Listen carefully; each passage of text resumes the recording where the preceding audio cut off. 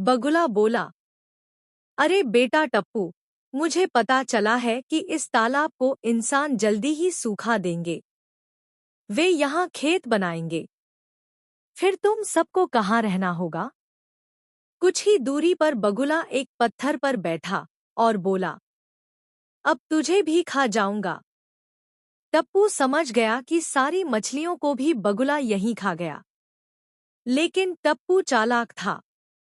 उसने कहा, अरे काका, मुझसे गलती हो गई, मुझे माफ कर दो। मैं छोटा सा मेंढक हूँ। मैं तो स्वादिष्ट भी नहीं हूँ। चालाक मेढक और लालची बगुला। बहुत समय पहले की बात है। एक शांत और सुंदर तालाब था। वहां रहते थे बहुत सारे जीव, मेंढक, मछलियां, कछुए और एक बूढ़ा बगुला।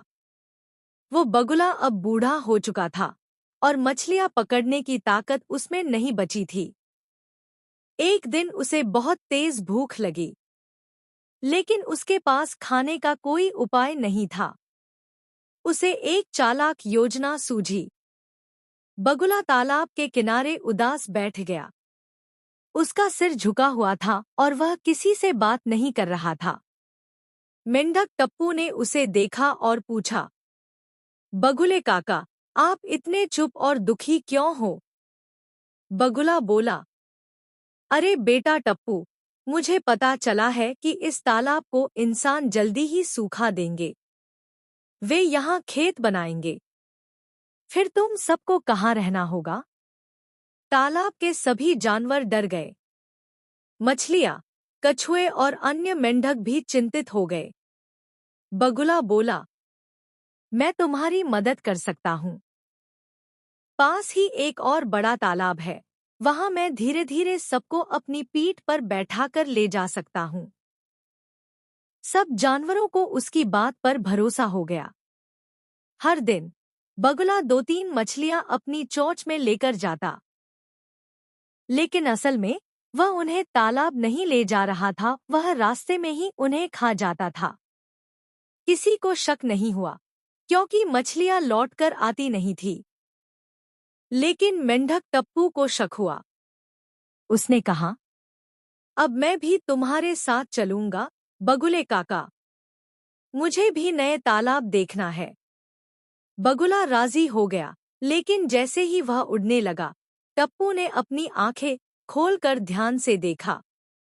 कुछ ही दूरी पर बगुला एक पत्थर पर बैठा और बोला, अब तुझे भी खा जाऊंगा। टप्पू समझ गया कि सारी मछलियों को भी बगुला यहीं खा गया। लेकिन टप्पू चालाक था। उसने कहा, अरे काका, मुझसे गलती हो गई, मुझे माफ कर दो। मैं छोटा सा मेंढक हूँ।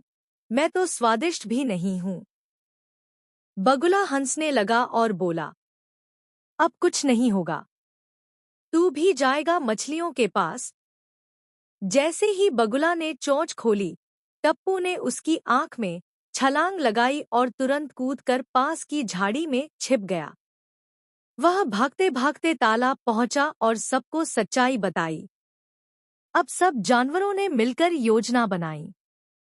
अगली सुबह जब बगुला तालाब आया, सब गायब थे। उसे कुछ भी खाने को नहीं मिला। भूखा बगुला वहीं बैठा रहा और फिर उस जंगल से हमेशा के लिए चला गया। सीख: बुद्धि और सतर्कता से हर मुसीबत से बचा जा सकता है और हर किसी पर आंख बंद करके भरोसा नहीं करना चाहिए। अगर आपको ये कहानी पसंद आई हो तो वीडियो को लाइक करें, शेयर करें और हमारे चैनल को सब्सक्राइब करना न भूलें। और हाँ, अगली बार और भी मज़ेदार जंगल कहानियाँ सुनने के लिए तैयार रहिए।